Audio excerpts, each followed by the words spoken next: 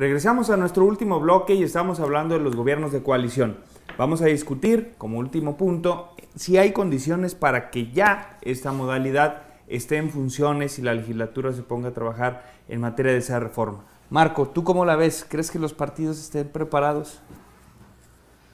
El asunto es cuál es la posibilidad real de que esto ocurra, ¿verdad? Y ahí es donde mi ánimo decae, ¿verdad? Sí, sí. Porque ahorita hay que ver primero que haya que el PRI y sus subordinados, satélites, ver cuántos van a quedar ahí y cuántos, en el caso, por ejemplo, de Morena, cómo se generaría este acuerdo. Este acuerdo es muy probable, si queremos que funcione, tendría que ser un compromiso ahora en la campaña, ¿verdad? Porque antes del resultado, porque después de que se sepa el resultado y que los acomodos estén ya claros, es muy probable que eso desaliente el acuerdo. Entonces, a lo mejor habría que conseguir ese acuerdo antes de que se conozcan los resultados. Y ahí hay dos escenarios. Sí, o Estello. O David, en el caso de los escenarios que hay electorales, ¿no? Otro para que sean los que podrían encabezar esta iniciativa. ¿Y cuáles serían estos incentivos o estímulos de uno u otro, ¿verdad? Para poder hacer además un gobierno de coalición que tendría que ser con el PRD-PAN? Sí. ¿Verdad? Y entonces, fíjate, en el caso de que fuera David, pues el acuerdo con el PRD-PAN me parece complicado por los padrinos políticos de unos y otros.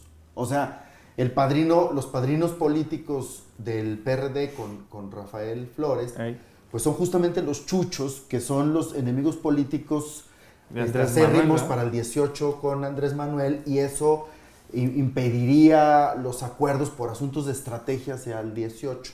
¿verdad? Y en el caso del PRI, también está ese... Bueno, sí tiene sus aliados naturales, ¿no? Sí, pero puede no tener mucho incentivo si tiene estos subordinados. Sí, Marco, tienes razón, pero recuerda que una cosa es una persona candidata a gobernador y la misma persona gobernador electo. Generalmente ahí hay un cambio, hay que verlo con Arturo Núñez. En Tabasco, Arturo Núñez era el obradorista más leal, sí. hasta que llegó a gobernador y después ya se convirtió en un perredista disciplinado, al PRD. No se fue a Morena con Andrés y lo ha contradicho en varias ocasiones. Yo no creo que cualquiera de los tres que lleguen vayan a ser un militante modelo de ninguno de los partidos, sino que van a actuar según las circunstancias. Yo pienso que hay que valorar varios hechos.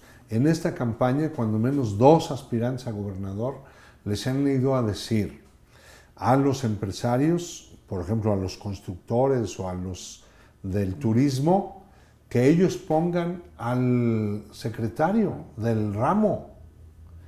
¿Qué es eso?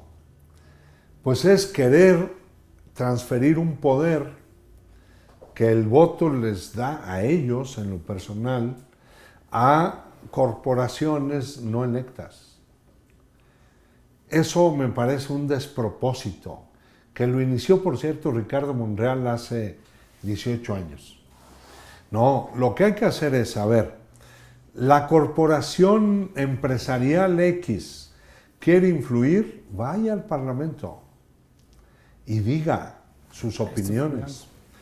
Y cuando el gobernador plantee su propuesta de secretario, pues expongan sus objeciones, de ser el caso, o sus apoyos, las razones para estar de acuerdo. Pero quien defina el nombre concreto de un secretario de gobierno tiene que ser un órgano electo, investido del poder popular. Sí, de hecho este ejecutivo colegiado se constituye a partir del aval del Parlamento, en este Claro, caso de la que legislatura. representa la la legislatura pluralidad. tendría. Y además cada uno de ellos le tiene que rendir cuentas a la legislatura. O ponle que no, pero la legislatura sí está atenta y puede tener voto de censura. Tú, secretario de Educación, has cometido este error y este error y este. Votamos que lo que se llama en el sistema parlamentario el voto de censura. Un voto de censura y te caes. Que es un poco lo que acaban de hacer en Brasil. Pero ahí no hay un sistema parlamentario, ni existen estas fórmulas. ¿No? Sí está para juzgar a una persona que es delincuente, pero Dilma no la acusan de ningún delito. Bueno, pero ese es otro tema. Yo pienso que los 3 aspirantes que están, digamos, en la recta final, podrían aceptar, porque solo hay 3 maneras de lograr la gobernabilidad legislativa. Una es que el gobernador siga con la práctica de pago por evento. Eso es corrupción pura.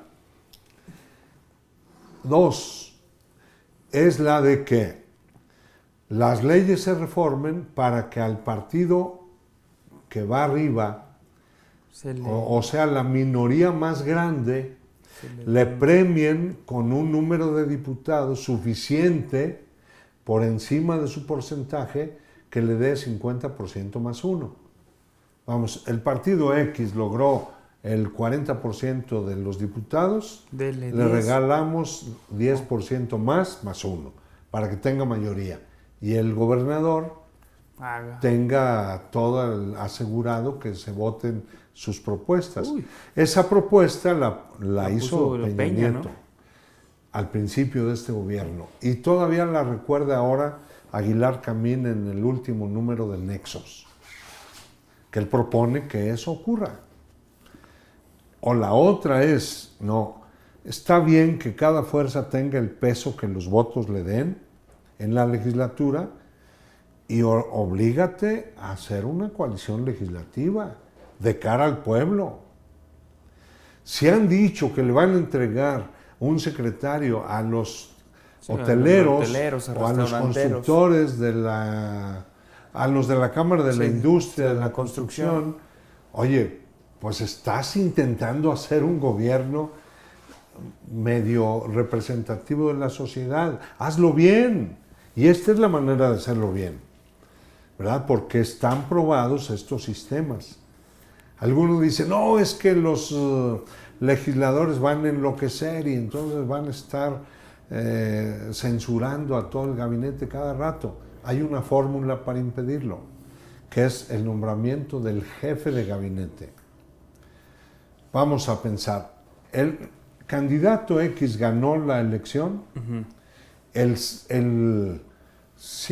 12, 13 de junio, ya con su constancia en mayoría, anuncia, el señor o señora tales van a ser mi jefe de gabinete.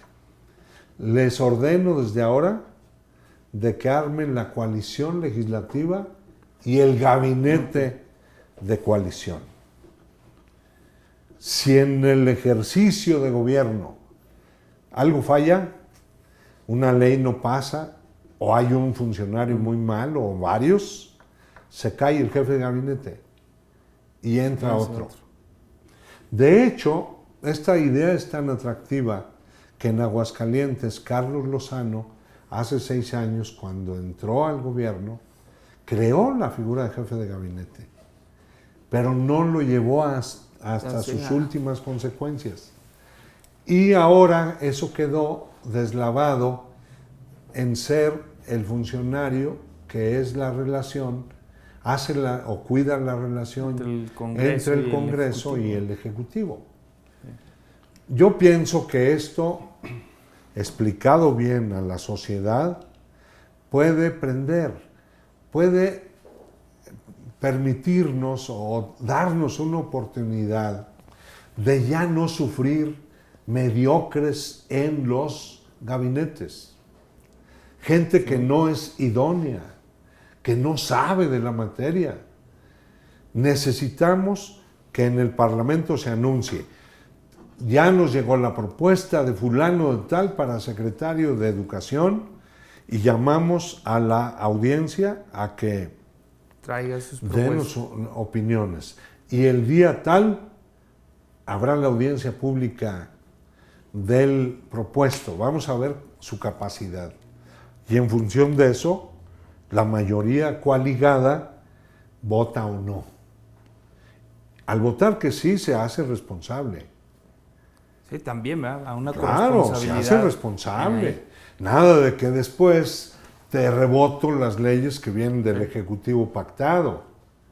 Por eso en los sistemas parlamentarios, cuando un gabinete se cae y el pueblo percibe que fue irresponsabilidad no del gabinete, sino de los legisladores, Los castigan. entonces, ahí hay disolución del Parlamento y van a elecciones, la gente castiga. La gente castiga a los legisladores que hicieron que un gabinete se cayera por asuntos baladíes. Muy bien. Marco, para que cierres el programa. Pues fíjate que yo sigo viendo una clase política decadente, muy decadente. De hecho, veo, por ejemplo, la conducta de ahora de estas fracciones, sobre todo del PRI, pero también otros partidos, después entró el PRD y el PAN, a entrar a disminuirle y a cortar lo de la ley anticorrupción, lo de las la expresión de la ley. Cuando imagínate, viene de la sociedad civil con más de 600,000 firmas y de todos modos, y de un tema muy sensible y ¡fum! ¿Me explico? Lo quitan. O sea, le quitan el alma a la propuesta.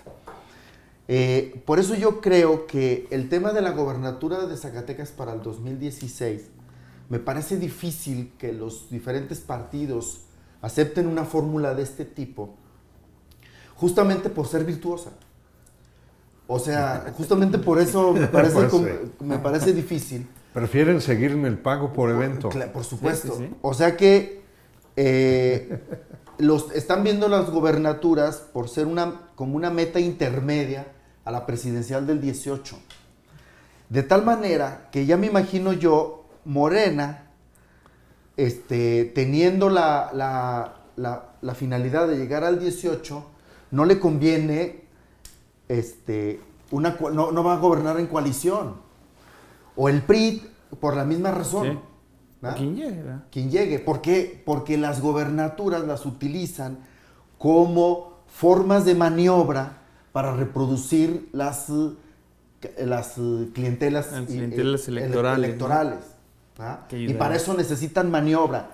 Y un gobierno centrado en programa impide mucha maniobra. Con un Congreso observador. Y público.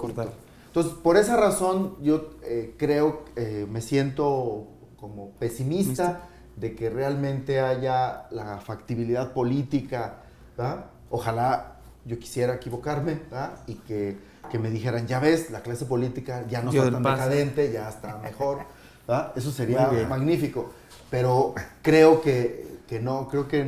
No van a dar el paso. No van a dar el paso. Bueno, pues agradecerle a los dos sus puntos de vista muy interesantes. Hay que seguir machacando el tema del gobierno de coalición para que la ciudadanía vaya entendiendo de estas virtudes que tiene y vaya exigiéndole a la clase política esta evolución necesaria.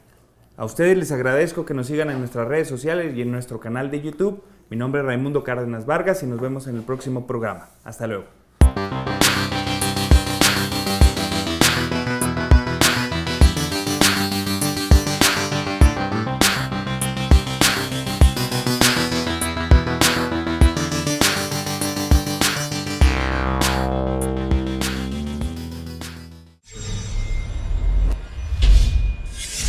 La Jornada Zacatecas TV, un espacio de libertad.